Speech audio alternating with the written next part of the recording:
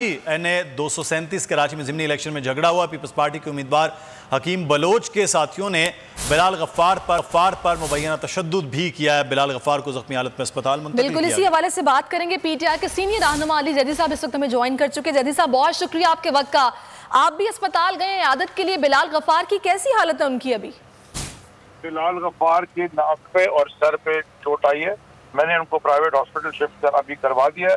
अब हम जा रहे हैं पुलिस स्टेशन और पुलिस स्टेशन में जाके एमपीए सलीम बलोच और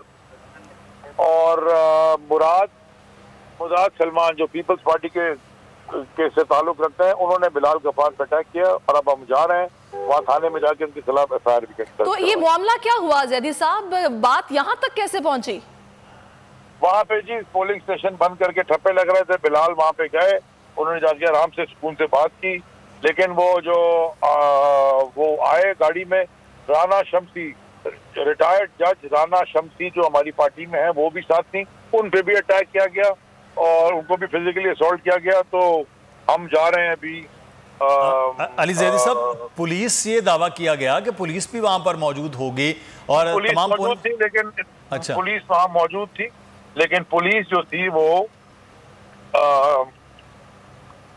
थी वो इनके साथ मिली हुई।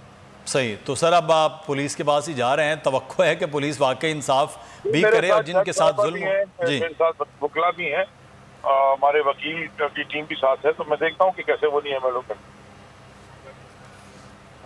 सही, बहुत शुक्रिया जैदी साहब, आपने अपना कीमती वक्त हमें दिया। इस्लामाबाद का रुख करेंगे, जहां पर पीटीआई सेक्रेटेरिएट में सीनियर एंकर पर्सन समी इब्राहिम साहब मौजूद हैं, तो उनकी तरफ चलते हैं। जी समी साहब।